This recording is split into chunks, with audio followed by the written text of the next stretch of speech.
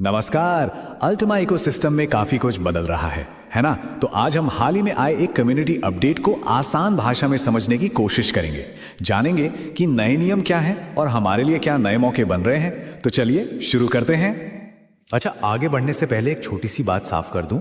ये सारी जानकारी एक यूजर के अपने अनुभव पर आधारित है, तो इसे कोई फाइनेंशियल एडवाइस मत समझिएगा। हम सब यहाँ मिलकर सीख रहे हैं। तो आज हम क्या क्या देखने वाले हैं, एक नजर डालते हैं। सबसे पहले हम अल्टीमा की मार्केट में क्या हालत है वो समझेंगे। फिर देखेंगे कि अपने कॉइन्स को होल्ड करने के दो तरीके, फ्रीज और स्टेक, इनमें क्या फर्क है। उसके बाद उस सबसे जरूरी 100 क्लेम वाले नियम को डिकोड करेंगे और जानेंगे कि उसके लिए जो यू एनर्जी चाहिए वो कहां से आएगी। और आखिर में कुछ जबरदस्त प्रमोशंस पर भी बात करेंगे। तो चलिए सबसे पहले शुरू करते हैं और देखते हैं कि अल्टीमा टोकन अभी मार्केट में कहां खड़ा है।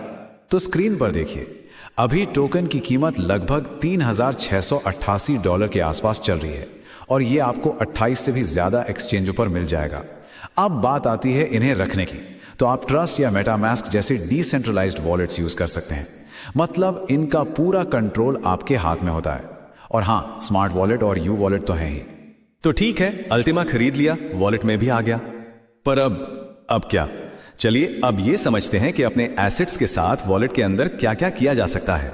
ये सवाल बहुत जरूरी है क्योंकि आपके पास असल में दो रास्ते हैं और दोनों की मंजिलें बिल्कुल अलग अलग हैं। आइए इन दोनों को ठीक से समझते हैं। तो देखिए, फ्रीज और स्टेक में जमीन आसमान का फर्क है। फ्रीज को आप बस एक 30 दिन की एफडी समझिए, मतलब आपने अपने कॉइन को सिर्फ होल्ड पर रख दिया।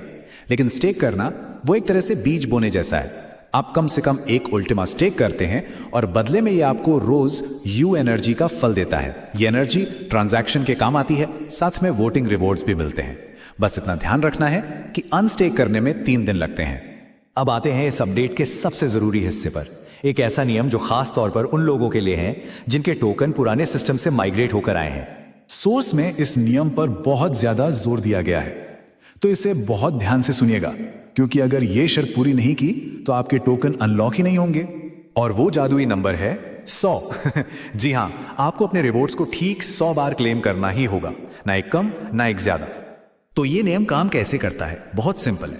अगर आपके पास माइग्रेशन वाले टोकन है तो 3 साल के बाद उन्हें अनलॉक करने के लिए आपको 100 बार रिवॉर्ड क्लेम करने की शर्त पूरी करनी होगी। आप स्मार्ट वॉलेट में देख सकते हैं कि आपके कितने क्लेम हो गए हैं, और सबसे बड़ी बात, हर क्लेम के लिए आपको यू एनर्जी लगेगी।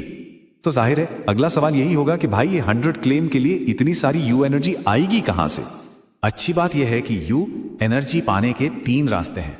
पहला, आप कम से कम एक अल्टीमा स्टेक करके इसे खुद बना सकते हैं। दूसरा, आप बिजनेस एक्टिविटी करके इसे रिवॉर्ड के तौर पर कमा सकते हैं।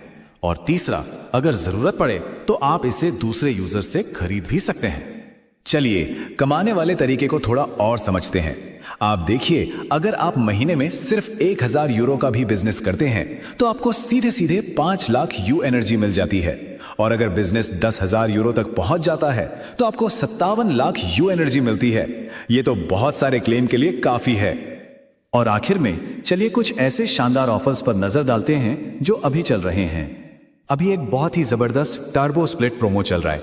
इसमें अगर आप 550 यूरो या उससे ज्यादा का लाइसेंस लेते हैं तो आपको 7 गुना, जी हां 7x ज्यादा स्प्लिट लिमिट मिलती है। मतलब उतने ही पैसे में आपको कहीं ज्यादा बड़ा कॉन्ट्रैक्ट बनाने का मौका मिल रहा है। लेकिन एक बात का ध्यान रखिएगा, यह ऑफर सिर्फ 18 अप्रैल तक ही है। तो आज की सारी बातचीत का जो निचोड़ है, जो सबसे बड़ी बात याद रखने वाली है, वो यही है, 100 क्लेम का नियम फिलहाल तो अटल है। अगर आप अपने टोकन रिलीज करना चाहते हैं तो इसे पूरा करना ही होगा। लेकिन सोर्स में एक बहुत ही दिलचस्प बात कही गई, ये अभी के नियम हैं। तो क्या इसका मतलब यह है कि भविष्य में इनमें कोई बदलाव आ सकता है? क्या ये शर्तें बदल सकती हैं? खैर, ये एक ऐसा सवाल है जिसका जवाब तो हमें वक्त ही देगा।